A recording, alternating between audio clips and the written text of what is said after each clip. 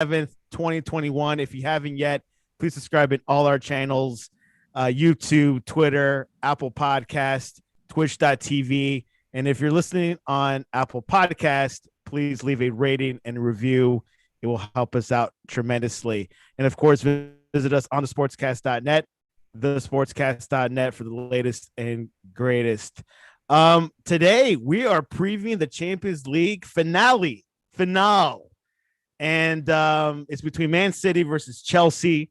Man City, a club that hasn't won it yet, a huge club that has a tremendous season, and Chelsea with Tuchel that started earlier back in January has a chance to win the Champions League again, which Chelsea has a history of Champions League finals and winning them.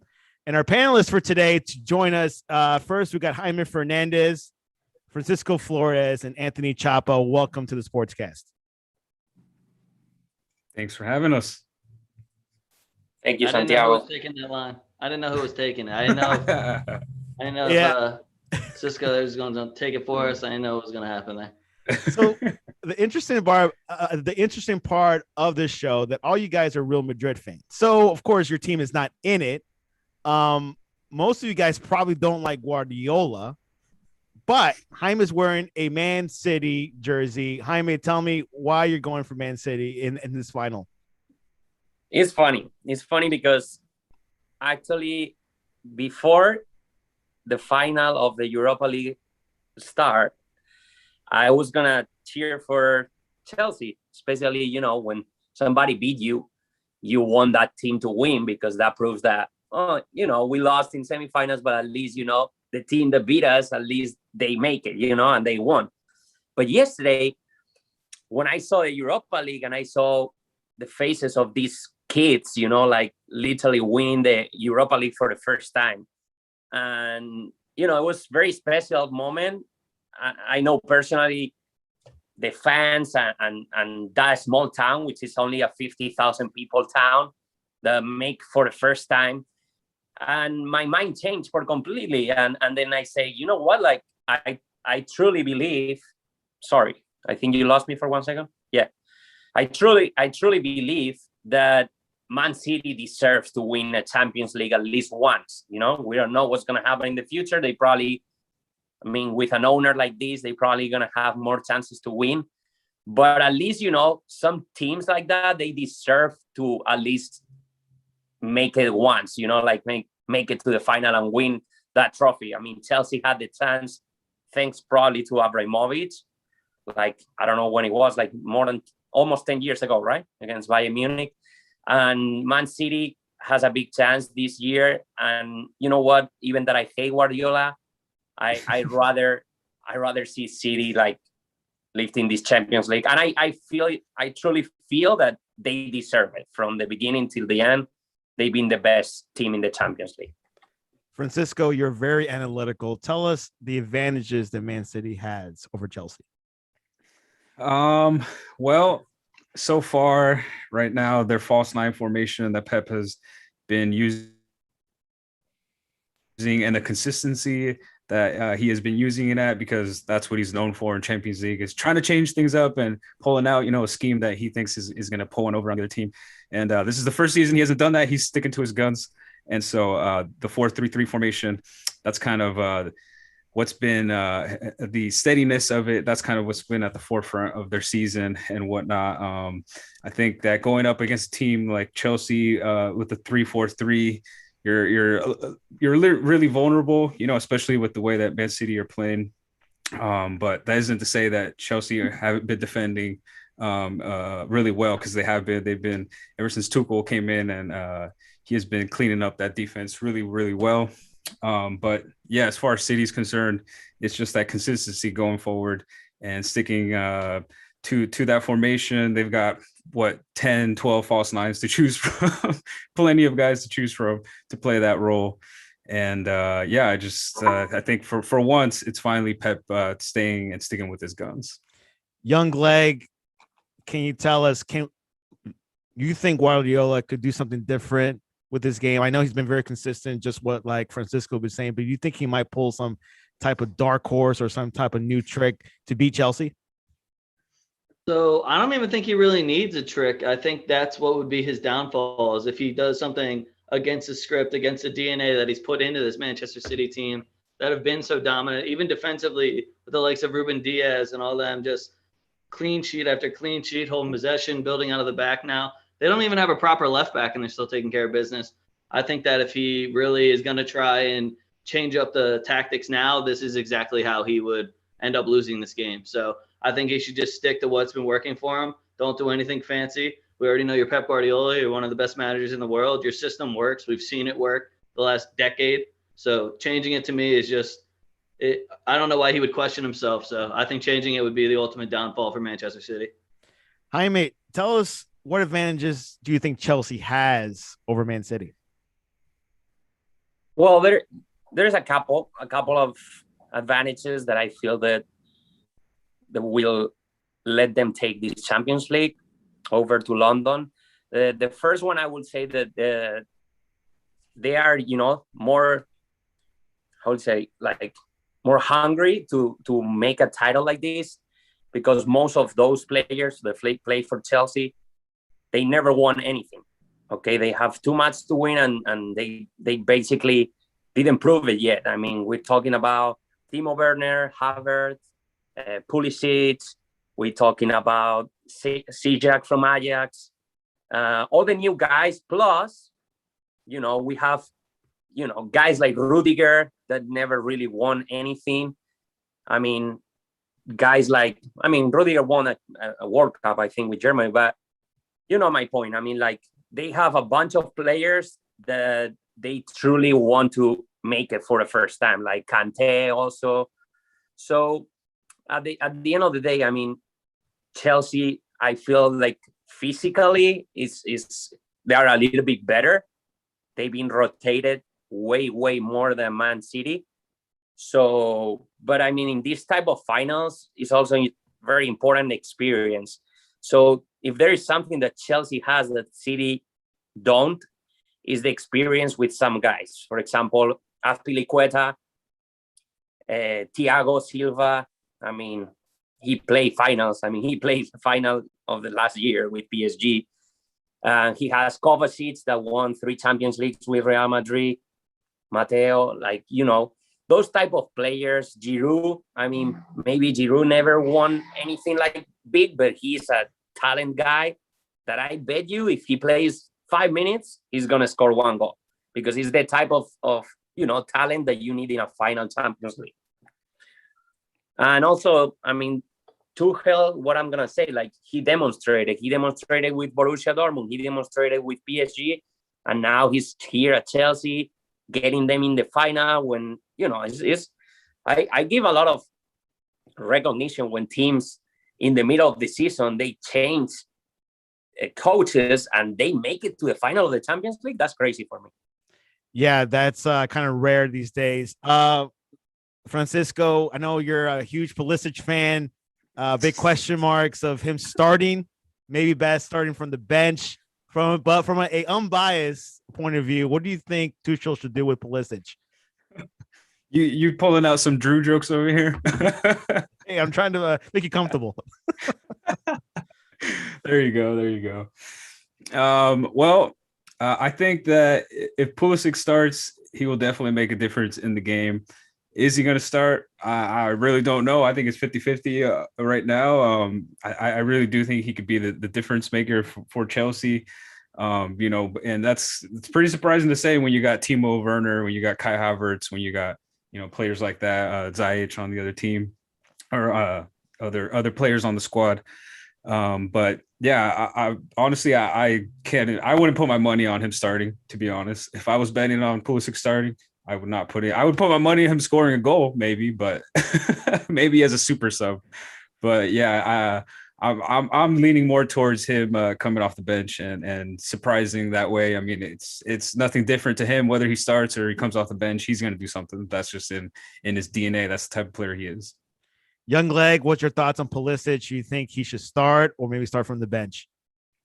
Well, Pulisic to me is kind of like he's a big game player. He comes up and he makes big plays. His numbers all season obviously fluctuate with like injury and with minutes, but when they need him to step up. Who scored the goal against Real Madrid? Like, he's there for the moment. He's the USA's guy. He's used to being the guy, which is, I think, why he wanted to make the big money move.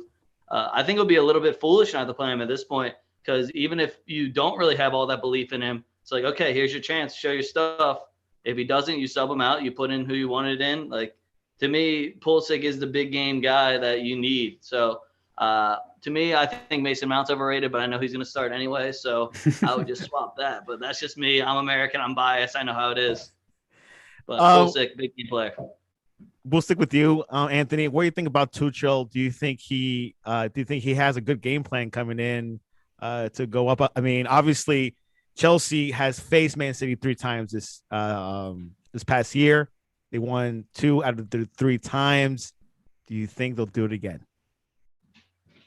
So I'm actually a close friend with Zach Steffen, so I told him that I would root for Man City, but he hasn't sent me a jersey yet, so I'm kind of hoping Chelsea pulls this out.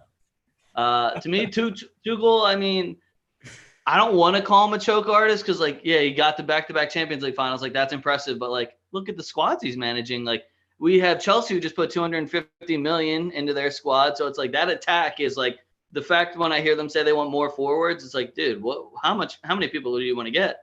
And then on the other side, you see him at PSG where it's just like he couldn't kind of step up. It's always that final, like, look, when they played Aston Villa, like that final day, you need to win to get Champions League football. They kind of like slack off. They kind of like they lose what got them to the place that they are now. So I don't know. I want to believe in Chelsea just because in my mind it's like, come on, you can't lose all the trophies, right? Like, you got to get one of them. You went to a couple finals, like you competed. To me, I want to see Chelsea do it. I think Tuchel, he has the tools to do it. I don't know. I wouldn't say that he's a better manager than Pep Guardiola, but like I said, if Pep Guardiola is going to adjust something to face Tuchel's side, I think that's going to be his downfall rather than playing Manchester City Pep Guardiola football. So I kind of think Tuchel needs to answer to Pep Guardiola before Pep Guardiola answers to him. Back to Francisco. What do you think Tuchel will do? Do you think he could outsmart Guardiola? I don't think it's gonna.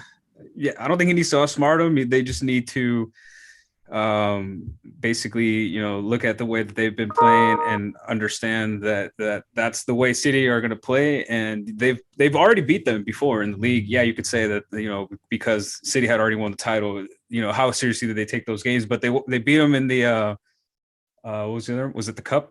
League Cup? The FA Cup. Yeah. They beat them in that as well. So we know that Chelsea can put the fight, up there with Man City, and I don't think the Chelsea players look as themselves as less than City.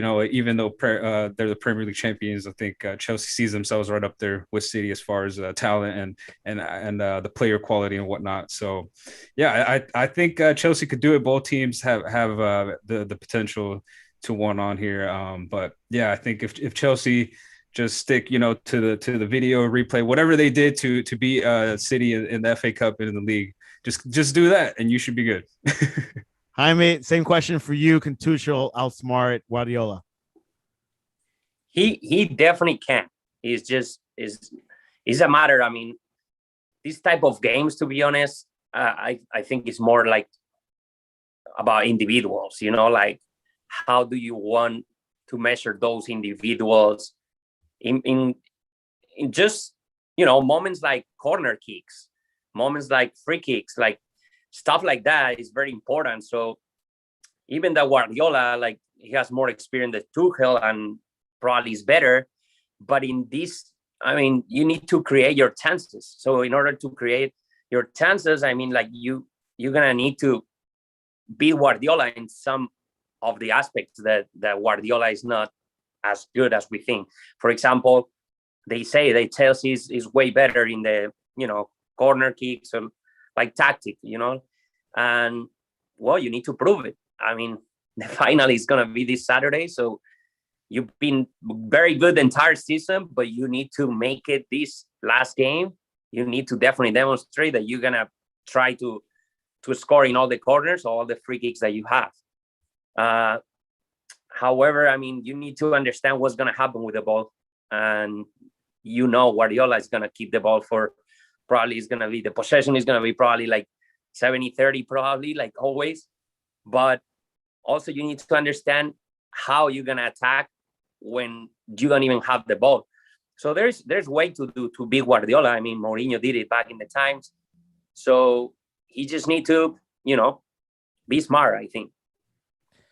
Yeah, something to definitely look at. Very tactical. We'll stick with Jaime. Name me one, like the most important player for Man City and Chelsea. Pick one from each team that will be important for this final. Well, for this final, I definitely think one of the most important for the City is Kevin De Bruyne, of course. I know he's an easy pick, but he need to demonstrate really like he want to win the Champions League. I mean, if he win this Champions League, we all know that he's going to do an amazing Euro for sure, because he's the leader in Belgium, especially after Hazard, like a step up. So Kevin De Bruyne for City. For Chelsea, I mean, I will, if I need to pick a player that I think is going to be definitely like important, I mean, it might be a risk and it's going to sound funny, but I think it's going to be probably the chance for Timo Werner to, I mean, he's being heard like a lot of critiques, but still, I mean, you are the striker of Chelsea. You know you're going to play 100% on Saturday. So, man, I mean, they spent, I don't know how much it was, like 70 million, something like that, to bring you from Germany. So you need to really step up and score like a couple of goals or one goal at least to give the title. So I will say Timo Werner and Kevin De Bruyne. Francisco, same question for you. The most important player for Chelsea and Man City. Well, I think for this season, the player for City that's going to be the key is Gundogan. I think he's been showing it in the Premier League with his goals and assists, and just playing in sort of a floating role and whatever role that Pep needs him in that midfield, being able to boss it up, false nine, score goals, on set pieces sometimes as well. And I think that in this game, he's just going to be able to control the game if they are able to shut down Conte. But it's going to be hard. You can't just say you're going to do this, that to shut down Conte, because he will always pull something out of nowhere. He's the motor of Chelsea. So, but yeah, I think Gundo for City, and then as far as Chelsea, I'm going to go with a little bit of a left field one here. I don't think anyone else is going to pick him. I'm going to go with Antonio Rudiger, the center back for Chelsea. I think his leadership back there and him being able to basically be that calm, center back that's going to play out those simple passes out, to rescue those high pressure moments. Because City, that's how they play. They're going to be coming at you, and there's no reason to rush the passes in the back. And I think that Rudiger, brings that out. The play out from the back when they need to exit out the wings. So I'm going to go with Rudiger for Chelsea. Which Jaime did mention Rudiger before. Yeah, I gotta say, if Rudiger became so good this year, because of course, I mean, we know he was a good defender, but just an average defender. And I think this year step up like another level. Yeah, I think he needs to thank Thiago Silva, because when you play with experienced guys like Thiago, like Sergio Ramos, Piqué, those type of guys, I mean, we're not talking about just, the games. We're talking about every single day, every single practice you do. And Thiago came to Chelsea to demonstrate a little bit that he's not, he's not basically forbidden. You would say, like, he still can get where he is right now in the final of another Champions League. So I feel Rudiger learned this year so many things from him, and I wish he was here to agree. Yeah, good point about Thiago Silva. Young Leg, tell me your important player for Man City and Chelsea. I actually can't believe nobody said this, but for Chelsea, N'Golo Kante. You have the powerhouse midfield of Manchester City and N'Golo Kante, who has been backpacking that Chelsea midfield, allowing the likes of Mason Mount, Kovacic, Jorginho to not have to deal with as much as the defensive responsibility, so they can take more chances going forward, create more chances, attack the other team's midfield. And when you have a player like N'Golo Kante who just runs for fun, it's got to be fun to play with him as an attacking midfielder, which is why my man Mount doesn't have to play any defense because he's got N'Golo Kante back there. And I got kind of a left field one for Man City as well. I'm going to say Phil Foden. I think this is Phil Foden's coming out party. I think if he plays down that left wing, and I watched Azpilicueta try his hardest, his damnedest to guard Vinicius. And if Vinicius had any of the IQ and finishing ability of Phil Foden, we would have smacked the hell out of Chelsea. So I don't think Azpilicueta is going to be able to handle Phil Foden if he's allowed to attack that left flank. And I think that's going to kind of open things up for the likes of Gundogan to go forward, the likes of Riyad Mahrez to come in, the likes of Kevin De Bruyne to open up more chances. I thought of those two players actually, Anthony, like Foden and Conte. So I think we probably think alike. Let me tell a wild card. Yesterday, the Europa League went through penalties. It was a long penalty shootout. What if this Champions League final goes into penalties? Francisco, who has the advantage there? If it goes to penalties, honestly, I think I'm going to go with City. I think overall they have the best penalty kick takers, starting with Ederson. Hold on, are we Let Ederson take one. Well, you could sub him in just to take the penalty. Well, no, Zach Steffen's a penalty kick saving master. He's mastered it completely. Which is something was an argument yesterday with Solskjaer. They should have taken out De Gea because he's not a good penalty closer, I guess you can say. Well, he's not good. It's like he's not been good in the last 36 PKs. Like, I mean, I remember De Gea because he used to be a goalkeeper in Atletico, and it was amazing. He was amazing in all the aspects. He was good at penalties. He was good in highs. He was good down.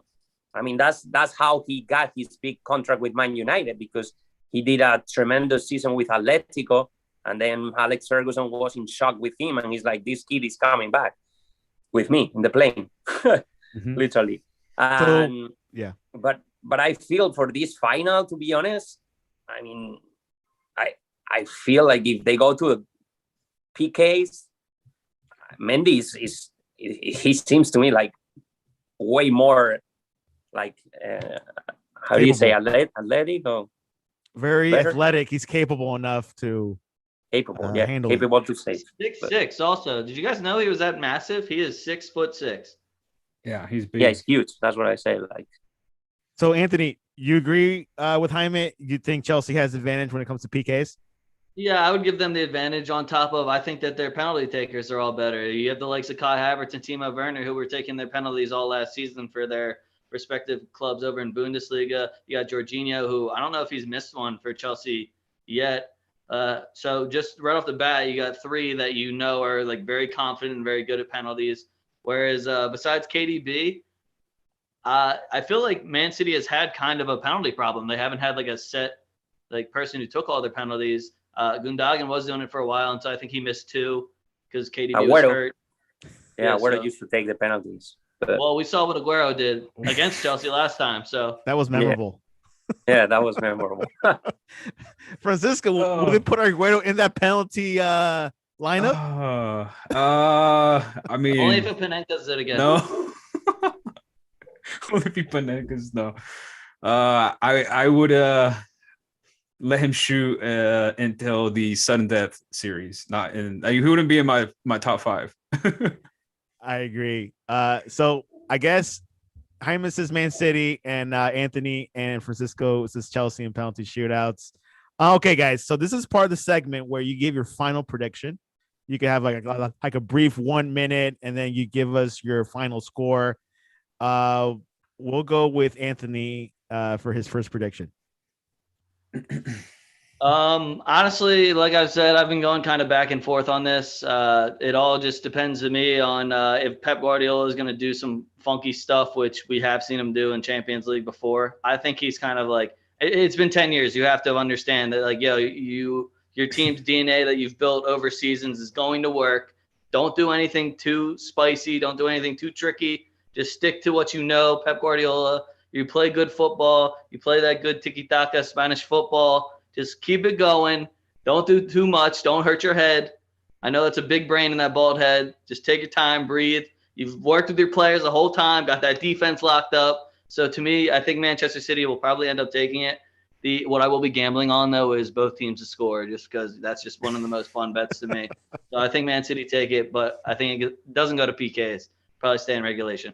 Can you give us a score line? Let's call it 2-1 City. 2-1 Man City. Sounds safe. Phil Foden to score. Okay, I'll take that one. Francisco Flores, give us your final prediction with the score line. So I'm going to go with a Man City 2-0 win because, like Shopo was saying, no messing around here from Pep Guardiola. He's finally learned his lesson. I think he's gotten to the Champions League because of this, Champions League final because of this. So that's why I'm going to go with City. Just keep doing what you're doing, and you're going to win the game. That's all you got to do. Jaime Fernandez. I can't believe it. With this jersey, now I want to say Chelsea because I want to be against these two guys. But no, like I definitely think Man City is gonna take it.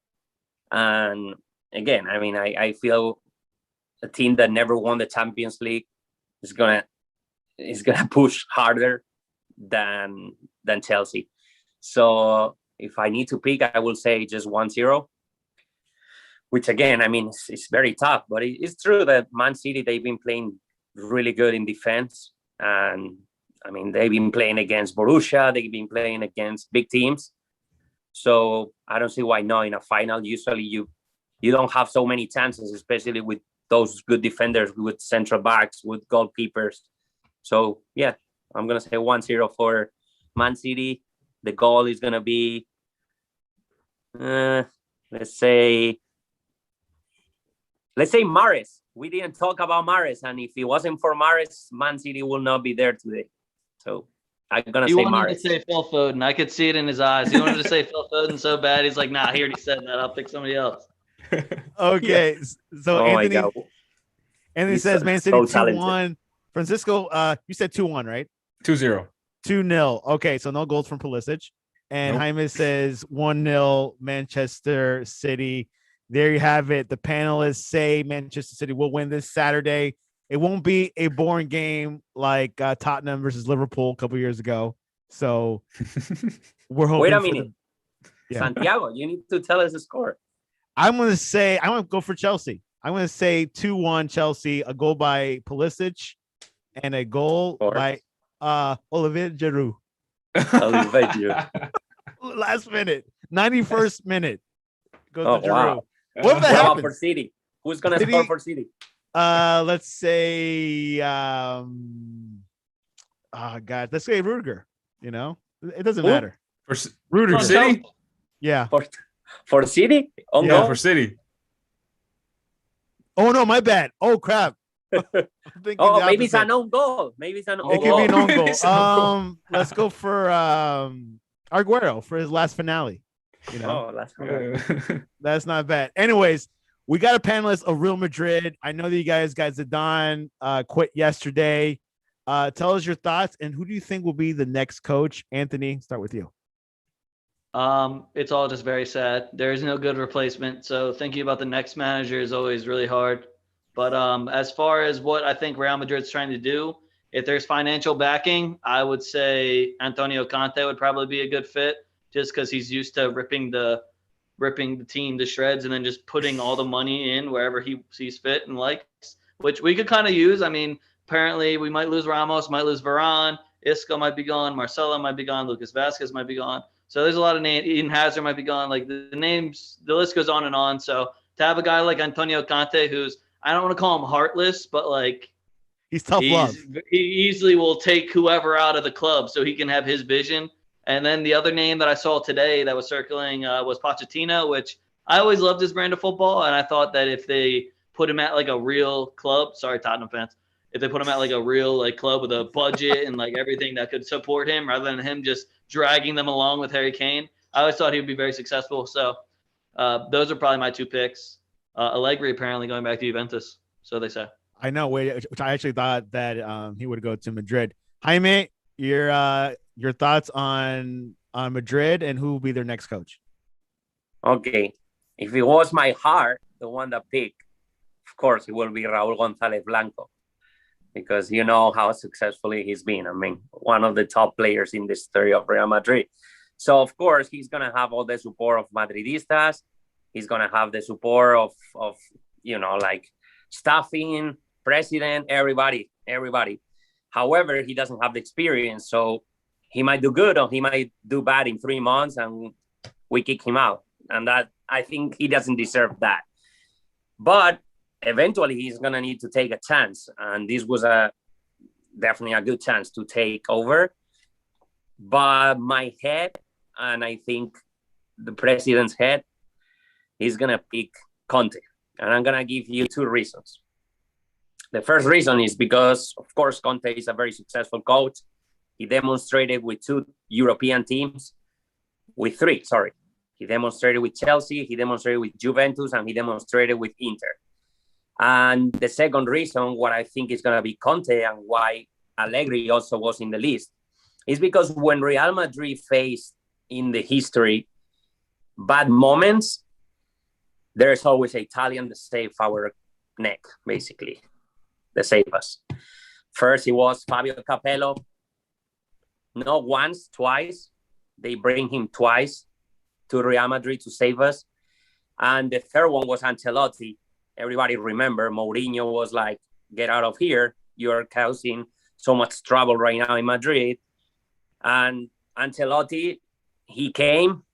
Not only he fixed that, he won the Champions League in his first year. So, of course, I feel if the president and, the big guys need to pick a guy, they are going to go with Conte. Conte, it is 2-0. Francisco, finale, thoughts on Madrid's current situation and who will be the next coach? Well, I'm very sad that Zidane is going. I did not want him to go. I wanted him to continue. I thought that, his what he's been doing as a coach has been calling, to a lot of young players. And I think that going forward with that would have been the best idea if we were trying to produce young players and go with the young guns and whatnot. So I thought that, him going and continuing would have been the best outcome for both. But they had a different idea. And I think that a little selfish, I'm going to say a little selfish, but I understand. All right. I guess I understand. He doesn't, no trophies. I feel like that leaves like some fans are like, oh, even though it's Zidane, like you can't even let him, pass on that, even though he's done so much for the club and he means so much to Real Madrid. And I can understand that. That's not the train I'm on. I feel like we should have done everything to keep him. Florentino should have threw more money at him. I don't care how much it would have cost to keep Zidane. But yeah, I'm really disappointed that he's going. And so, yeah, we'll see what going forward. I honestly haven't thought about a new manager who could replace him because I still can't believe he's going to go. I still can't believe it. I'm still in shock, disbelief. But I could see Conte. I could see him straighten out some players, giving some players a little bit of what they need to hear, I guess. Last time Zidane left, the first time, most of the old players stayed and they renewed their contracts, and so I hope that changes a little bit this season. I hope we get rid of some players. I think it's just time for some of them to move on and just do what Zidane did. If he thinks that leaving is going to better the team, then some of those players need to do that as well. Well, there you have it. That's I feel one of the reasons also like. They're going to pick Conte because, Conte doesn't really care about anybody. He's going to get there and he's going to say, Ramos, you're up here. Bale, get the whatever. Yeah. Hazard, the same. Isco, the same. Marcelo, I love you as a player, but you know what? It's time to replace you. And that only can be done by somebody like Mourinho, Conte, that type of coaches. Anthony, closing words on this Madrid fiasco? Good news, Madridistas. David Alba is already back in Spain. He's ready to go. We are in talks with Jules Koundé. If we do end up losing Ramos and Varane, which I am completely fine with that pairing, Miguel Gutierrez looks fantastic. He got pulled up. Antonio Blanco looks fantastic. He got pulled up. We have a bunch of people coming back from loan. Mbappe's coming soon. Look on the bright side, everyone. That's where I'm at. Zidane. Please. I honestly hope Zidane comes back as like a sporting director or something. Like, I know he cares about Madrid. He knows Madrid cares about him. I know he wants what's best for us. It doesn't feel like him leaving right now is what's best for us. But also about the Raul comment, I want Raul to do the kind of like, you know how Zidane was like Ancelotti's assistant, and then he moved in with Rafa Benitez, and then he slowly took over. I would love to slowly work Raul in as well, rather than pulling a Pirlo or a Lampard and just throwing him right in charge. Like, hey, fix this. We know you don't have that much experience, but fix it. Yeah. You know, I have good news for you. Zidane will be back, and I'm gonna tell you why. Why? Because there is nothing better than coach your own son. Oh. And he has actually 3 or 4 kids that played for Real Madrid before, but there is one specifically. I can't say his name right now. He's not Enzo. He's not the other one. Luca is the third one. I don't know if I don't remember his name, but he plays he's like 15 or 16 years old.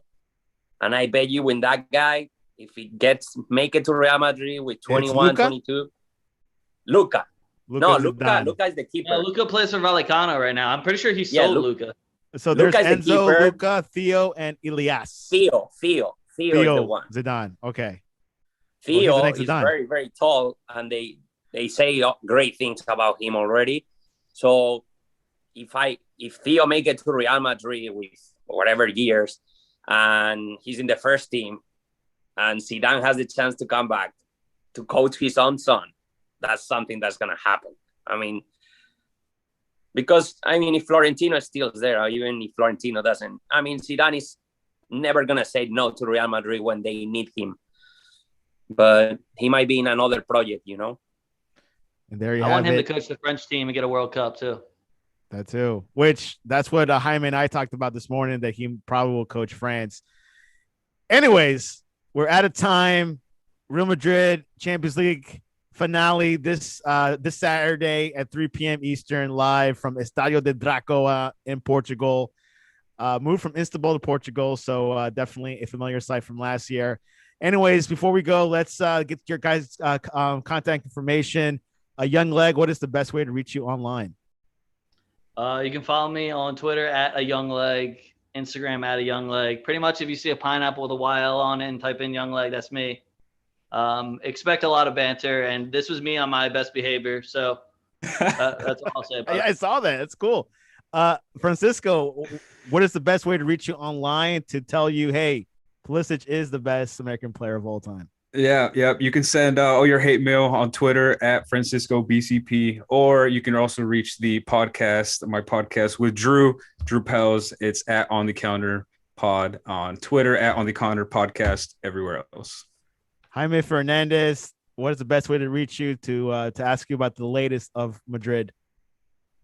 Well, actually, as you can see my background today, I'm kind of promoting my new podcast, which is upcoming for the Euro. I'm going to launch it with my best friend. So Dame Bola podcast will be the way that you can contact me. And again, you will be surprised right now on Instagram. I don't have followers. I don't have nobody because I didn't launch yet.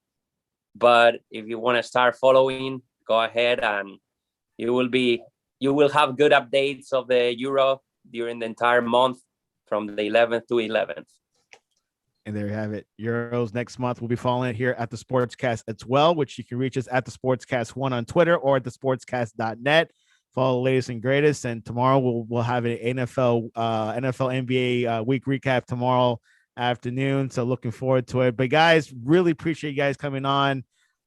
Big weekend in soccer, of course. I think after the World Cup, this one really pops up every year, and we'll see bars and wherever you guys are at. I'm not sure what state, but I know in Florida, the bars will be filled watching this matchup. But I appreciate you guys coming on to the Sportscast.